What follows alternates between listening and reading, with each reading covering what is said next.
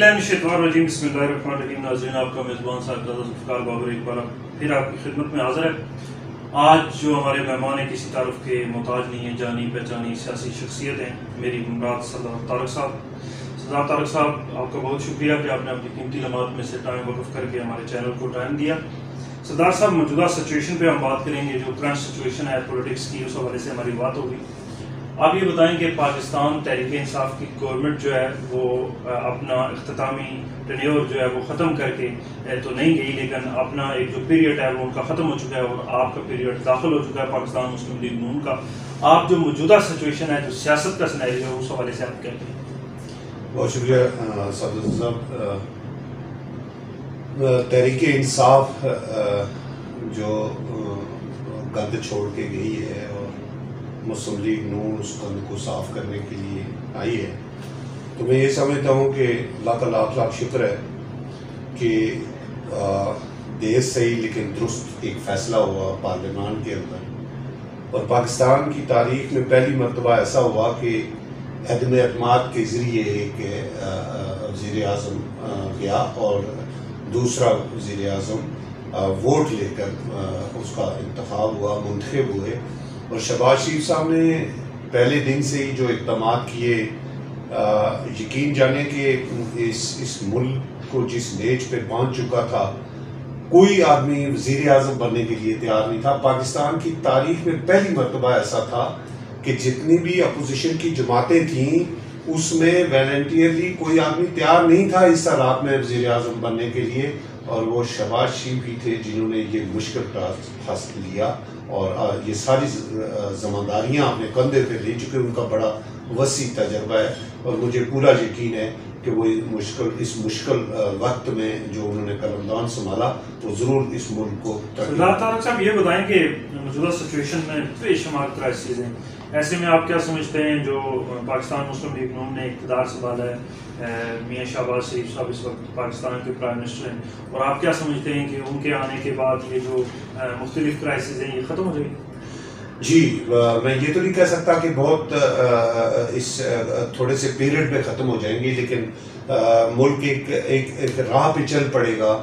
आपकी उसकी वजह ये है कि आपने ये देखा कि जो इकॉनमी थी, जो मैशत थी, वो बिल्कुल हम डूब चुके थे। और जैसे ही हालात ने रुख किया कि शहबाज शरीफ साहब वज़ीर आज़म बन रहे, तो आपने देखा कि स्टॉक एक्सचेंज जो है वो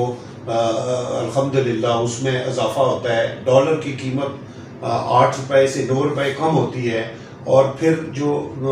इंटरनेशनल इन्वेस्टर है, जो सबसे बड़ा हमारा सीपैक का रूट है, उसको चाइना वापस तेजी से शुरू करेगा, तो इससे बेरोजगारी खत्म होगी और जो मायूसियाँ हैं वो ज़रूर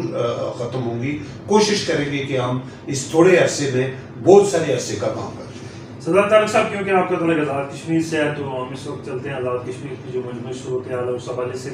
आपको पता है पाकिस्तान तहरीक इंसाफ की पार्लियामानी पार्टी के जो कुछ लोग हैं, उनके बाद इख्तलाफ के बाद उन्होंने अपनी पार्टी के वज़ीर आज़म के खिलाफ तहरीक अदम एतमाद पेश कर दिया। तो ऐसे में आप क्या समझते हैं कि जो एक मौका था अपोजिशन के पास, वो उस मौके का फ़ायदा एक बार फिर तहरीक इंसाफ ने उठाया और वो खुद ही अपने वज़ीर आज़म के लिए मुतरक हो गए। तो ऐसी सिचुएशन में पाकिस्तान मुस्लिम लीग नून कहाँ खड़ी है और आपका क्या रद्द-ए-अमल? मैं ये समझता हूँ कि अल्लाह का लाख लाख शुक्र है कि पाकिस्तान मुस्लिम लीग नून, जिसको तोड़ने की बहुत कोशिश की गई हालिया इलेक्शन में, आज़ाद कश्मीर के इलेक्शन में, जिस तरीके से आपके ज़िले से जिस तरीके से पैसा चला है वो सब लोगों के सामने आया है, और अल्लाह की इनको वो जो लोगों के साथ एक धोखा और फ्रॉड किया तो उनको इसकी मार पड़ी। जब ये नियाज़ी साहब वज़ीर आज़म बने तो आप ये देखें कि यही वो लोग जिन्होंने आज उनके खिलाफ अदम एतमाद की तहरीक पेश की, ये उस काबीना के मिनिस्टर्स थे, और वो तमाम लोग कह रहे हैं कि गवर्नमेंट की परफॉर्मेंस अच्छी नहीं है। अब गवर्नमेंट वो मुस्लिम लीग की नहीं थी, वो गवर्नमेंट पीपल्स पार्टी की और इमरान खान की थी, और उसकी परफॉर्मेंस आज वो खुद कह रहे हैं कि जी बहुत बुरा हाल है, इसलिए हम अदम एतमाद ला रहे हैं। ये अदम एतमाद मुस्लिम लीग या पीपल्स पार्टी ने नहीं लाई, ये उन्हीं लोगों ने लाई जिन्होंने पिछले 6-8 महीने से आज़ाद कश्मीर का बेड़ा गर्क कर दिया था, और आज अदम एतमाद लेके और फिर आप ये देखें कि वज़ीर उमूर कश्मीर जो है वो मतलब आज़ाद कश्मीर जो गाजियों और शुहदा की सरजमीन थी, पहले इलेक्शन में जो हमारे साथ हाल हुआ, ابھی جو کچھ ہو رہا ہے یہ کوئی آزاد کشمیر کی تاریخ میں ایسا کچھ نہیں ہے کہ جس وزیر اعظم کے خلاف اپنی پارٹی کے وزیر اعظم کے خلاف عدم اعتماد لا رہے ہیں اور وہ وزیر اعظم جس کو کلی اختیارات تھے اس کے پاس ایک ممبر اسمبلی نہیں ہے تو یہ اپنی موت خود مرتے جا رہے ہیں. میں نے پہلے بھی کسی پروگرام میں کہا تھا کہ یہ ہمیں ضرورت نہیں ہے کچھ کرنے. اور مسلم لیگ وہ جو لوگ جن لوگوں نے پیپلز پارٹی پی ٹی آئی کو ووٹ دیے تھے آج وہ جو سوچنے پہ مجبور تھے. اور میں آپ کو بتاؤں کہ مسلم لیگ نون نے بہترین ووٹ لیے تھے, اس کو ایک سازش کے ذریعے ہرایا گیا تھا. اب بھی دوبارہ انشاءاللہ مسلم لیگ نون گورنمنٹ بنائے گی ایک وقت میں. ابھی ہم دیکھتے ہیں یہ کھیل کس طرح کھیلتے ہیں. سردار طارق صاحب, آپ نے وزارت امور کشمیر کے حوالے سے بات کی تو آپ کیا سمجھتے ہیں کہ ایک دور میں آپ نے دیکھا ہوگا کہ پہاڑی بکرے کی بات ہوئی اور پھر آپ نے دیکھا ہوگا کہ قیمت لگائی گئی کشمیریوں کی, وزارت امور کشمیر نے اس طرح کے بیانات جاری کیے. موجودہ وقت میں جو علی امین گنڈافی تھے ان کی جو سچویشن تھی وہ بھی آپ کے سامنے رہی. تو آپ کیا سمجھتے ہیں کہ اس ساری سچویشن میں کیا آخر کب تک کشمیری جو ہے وہ وزارت امور کشمیر کے ذریعے اپنی ٹیکسی چلاتے رہیں؟ بہت زبردست بات کی آپ نے, اور اس میں پورے آزاد کشمیر کا ہر ذی شعور اور نوجوان بچہ اور بزرگ یہ سوچتا ہے. اور یہ جو آپ نے پہاڑی بکرے کی بات کی یا سابق وزیر امور کشمیر کی بات کی,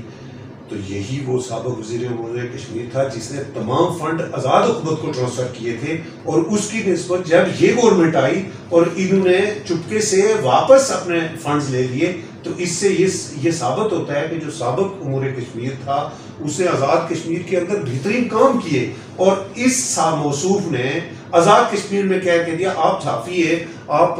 بہت سارے لوگوں کے درمیان میں بیٹھے, کوئی ایک کام آزاد کشمیر کا, کوئی سنگل کام جو اس امور کشمیر میں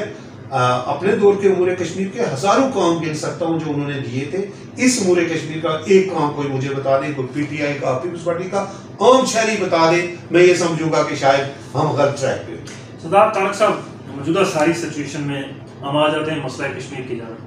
آپ دیکھیں کہ جب ہماری آزاد کشمیر کی یا پاکستان کی پولیٹکس جو ہے وہ عروج پہ ہوتی ہے تو مسئلہ کشمیر کو ایک بیک سائڈ رکھا جاتا ہے اور پھر مسئلہ کشمیر کے حوالے سے کوئی بات اس طرح نہیں ہوتی.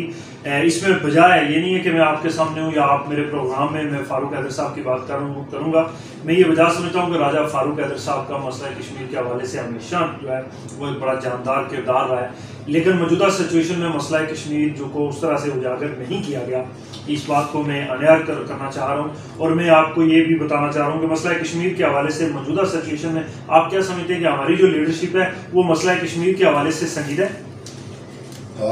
میں یہ سمجھتا ہوں کہ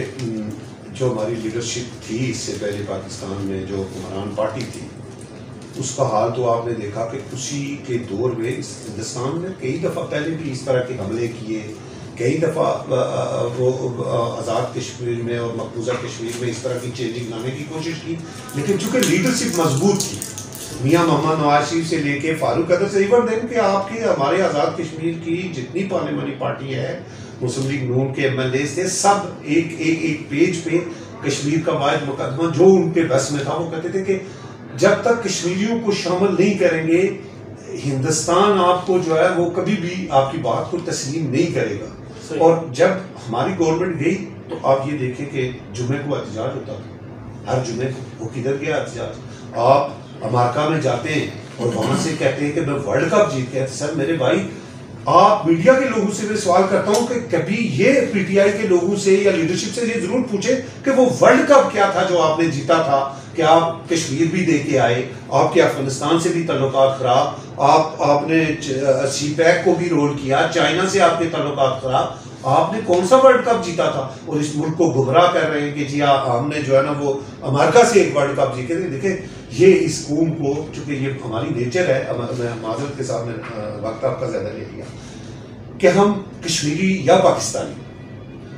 ہمارے ذہن میں ایک بات ہوتی ہے کہ جب بھی ہم نعرہ لگائیں گے کہ امریکہ کا جو یار ہے وہ غدار ہے, تو ہمارے لوگوں کے جذبات بھڑک جاتے ہیں. اور یہ دیکھیں کہ اپنی ذات کے لیے ہمارے لوگوں کے جذبات بھڑکائے جا رہے ہیں, جبکہ آپ خود کہتے ہیں کہ میں امریکہ سے ورلڈ کپ جیت کے آیا ہوں. صحیح. سردار طارق صاحب یہ بتائیں کہ موجودہ مسلم لیگ نون کی جو پارلیمانی پارٹی ہے اس کی طرف آ جاتے ہیں, کیا آپ سمجھتے ہیں کہ مسلم لیگ نون کی جو آزاد کشمیر کی قیادت ہے اس میں کوئی اختلاف ہے موجود؟ دیکھیں جی, اختلافات جمہوریت کا حسن ہوتے ہیں, اور میں یہ سمجھتا ہوں کہ آزاد کشمیر میں مسلم لیگ کا جو بھی ورکر ہے، جو بھی لیڈر ہے، وہ میاں محمد نواز شریف کے فیصلے کو مانتا بھی ہے، تسلیم بھی کرتا ہے اور اپنا قائد میاں محمد نواز شریف کو مانتا ہے۔ اب اس کے لیے جو آدمی میاں محمد نواز شریف کو مانتا ہے وہ مسلم لیگ میں بڑی اہمیت کا عمل ہے، اور میں یہ سمجھتا ہوں کہ یہ جو چھوٹے موٹے اختلافات ہوتے ہیں یہ دور ہو جائیں گے، اور یہ کوئی اتنا بڑا ایشو نہیں ہے جتنا میڈیا کے اندر ہے۔ ہر آدمی کا اپنا رول ہے، فاروق قادر کا اپنا رول ہے، شاہ غلام قادر کا اپنا رول ہے، ڈاکٹر نجیب کا اپنا رول ہے، یعنی میں یہ سمجھتا ہوں کہ جتنے بھی سینئر لیڈرشپ ہے، طارق فاروق صاحب ہیں، مشتاق مناز صاحب ہیں، سب کا اپنا اپنا رول ہے، اور ہم ہر ایک کا رول اس کی جگہ آزاد کشمیر کے لوگ مسلم لیگ سمجھتی ہے کہ اس کا بہترین رول ہے، اور اس میں انشاءاللہ آپ بے فکر رہے۔ یہ باتیں تو رائے کے لیے بھی چلتی تھی، آج ان لوگوں کے منہ پہ تماچا ہے کہ جب وہ مریم بی بی اور شہباز شریف صاحب جس انداز سے ملتے ہیں تو یہ آزاد مسلم لیگ اس خاندان کی جماعت ہے جو کبھی تقسیم نہیں ہوا، اور خاندانی روایات اگر کسی نے سیکھنی ہے تو وہ مسلم لیگ کی نون کی لیڈرشپ سے سیکھیں، اس لیے یہ چھوٹے موٹے معاملات کو یقین کیا۔ سردار صاحب، آزاد کشمیر کی جو موجودہ حکومت ہے جس کے خلاف تحریک عدم اعتماد پیش ہو چکی ہے، تو آپ کیا سمجھتے ہیں کہ جتنا ٹینیور ان کا گزرا ہے اس میں کوئی عوامی مسائل یا مجموعی آزاد کشمیر کے مسائل حل کرنے میں یہ کامیاب ہوئے؟ دیکھیں، جو گورنمنٹ میں آپ کا سوال ہے جو جن کے خلاف عدم اعتماد پیش ہوئی ہے انہوں نے کوئی کام کیے؟ سر انہوں نے، میں نے پہلے بھی کہا تھا کہ انہوں نے اعلانات کیے، اور وہ آپ اگر دیکھیں تو 500 ارب سے لے کے پتہ نہیں کتنے ہزار ارب روپے آزاد کشمیر کو پہلے اعلانات میں مل چکا ہے، اور پریکٹیکل گراؤنڈ کے اوپر میرا خیال میں 1 کلومیٹر سڑک نہیں بنی ہے سر، 1 کلومیٹر سڑک نہیں بنی ہے، تو آپ 18 20 25 وزراء تو رکھ لیتے ہیں، ان کی جو اخراجات وہ تو نکالتے، لیکن صرف آزاد کشمیر گورنمنٹ جو نائب گورنمنٹ تھی جس کو خود اپنی جماعت سے مار پڑ رہی ہے، اور اس جماعت کو آزاد کشمیر کی پٹ گئی ہے جماعت کہ انہوں نے صرف اڈاپٹ کر لیا، تبادلے کیے، تبادلوں کے پیسے لیے، اس سے ہٹ کے مجھے کوئی آدمی اگر بتا دے کہ آزاد کشمیر میں پی ٹی آئی نے کوئی کام کیا ہے تو وہ مجھے بتا دے گی۔ سردار طارق صاحب، آپ کی پارٹی کی عادت یہ بات کہتی ہے کہ آزاد کشمیر میں جو الیکشن مینڈیٹ ہے وہ چوری ہوا ہے، آپ کیا سمجھتے ہیں؟ آپ اس بات سے اتفاق کرتے ہیں؟ میں آج آپ کو، آپ کی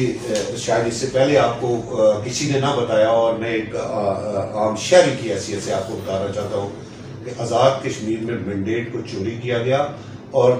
آپ کو اگلے چند دنوں میں یا مہینے میں آپ کو لگے گا کہ مسلم لیگ نون کی 3 سیٹیں اور آپ کو ملیں گی انشاءاللہ۔ عدالت میں ان کا کیس ہے اور مضبوط کیس ہے، اور آزاد کشمیر کی عدلیہ جو ہے وہ میرٹ پہ فیصلہ دیتی ہے، اور ہمیں یقین ہے کہ جو فیصلے آئیں گے اس سے مسلم لیگ نون کی اور سیٹیں پڑے گی۔ سر ہم 5 لاکھ ووٹ لیتے ہیں، نون لیگ 5 لاکھ ووٹ لیتی ہے اور سیٹیں ملتی ہیں 6، اور پی ٹی آئی 6 لاکھ لیتی ہے اور اس کو بے تحاشا سیٹیں دی جاتی ہیں، اور پیپلز پارٹی 3.5 لاکھ ووٹ لیتی ہے۔ تو آپ یہ دیکھیں کہ کیا یہ ڈاکہ نہیں ہے اس ملک کے اوپر کہ 5 لاکھ لوگوں کو جنہوں نے ووٹ دیا ان کو سیٹیں آپ 6-7 دے رہے ہیں؟ تو یہ اس کا مطلب یہ ہے کہ یہ اس سے بڑا تو چوری مینڈیٹ اور کوئی نہیں ہو سکتا، لیکن وہ اس کا انشاءاللہ ازالہ ہوگا۔ سردار طارق صاحب، پاکستان مسلم لیگ نون اگر برسر اقتدار آ جاتی ہے عوامی ووٹ کے ذریعے آتی ہے، یا آپ کوئی گیم کرتے ہیں اسمبلی کے اندر یا موجودہ سیاسی سچویشن میں کرتے ہیں، تو ایسے میں آپ برسر اقتدار آ جاتے ہیں، تو آپ کیا سمجھتے ہیں مسلم لیگ نون آزاد کشمیر میں کیا کرے گا؟ دیکھیں جی، مسلم لیگ نون آزاد کشمیر میں کسی غیر آئینی طریقے سے تو کبھی بھی نہیں آئے گی، نہ ہمارے قائد نے کہا، نہ وہ اس بات پہ یقین رکھتے ہیں۔ آپ کو یاد ہے کہ چودھری مجید صاحب وزیر اعظم تھے، عدم اعتماد میں پدے پورے تھے، انہوں نے کہا نہیں مینڈیٹ ان کا ہے، ان کو پورا کر دیا جائے، ٹھیک۔ تو آزاد کشمیر میں جب بھی مسلم لیگ کو موقع ملے گا تو آپ یہ دیکھیں انفراسٹرکچر کے حوالے سے، اگر میاں محمد نواز شریف کی گورنمنٹ پاکستان میں رہتی اور آزاد کشمیر میں مسلم لیگ نون کی گورنمنٹ رہتی تو آپ پورے آزاد کشمیر میں آپ یہ دیکھیں کہ آپ ڈسٹرکٹ ٹو ڈسٹرکٹ روڈیں دیکھیں، آپ کے پاکستان سے جو سرحد سے روڈیں جاتی ہیں آپ وہ روڈیں دیکھیں، آپ تحصیل ٹو تحصیل روڈیں دیکھیں۔ اگر مزید گورنمنٹ رہتی تو آزاد کشمیر میں انفراسٹرکچر میں آپ کے کام ختم ہو جانے تھے اور پھر آپ ایجوکیشن پہ ہیلتھ کے اوپر پورا فوکس کر کے پورا سردار طارق صاحب میرا آخری کوشچن ہے آپ کی جانب کہ مسئلہ کشمیر کے حوالے سے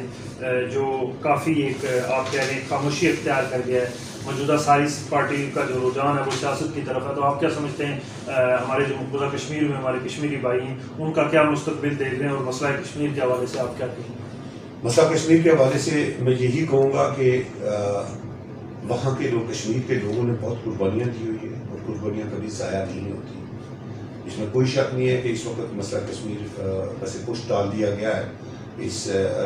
یہ جو گورنمنٹ گئی ہے پی ٹی آئی کی، انہوں نے ان کی خارجہ پالیسی کی وجہ سے کشمیری پریشان ہیں جو پاکستان کی طرف، جو پاکستان کے جھنڈے میں وہ دفنانا چاہتے تھے اپنے آپ کو، آج وہ یہ سوچنے پہ مجبور ضرور ہے کہ کیا ہم جس پاکستان کے لیے اتنا کچھ سوچ رہے تھے، یہ علیحدہ بات ہے کہ آج بھی لوگ پاکستان کے ساتھ رہنا چاہتے ہیں، تو نہیں تو آپشن ان کے پاس ہے آزادی کا،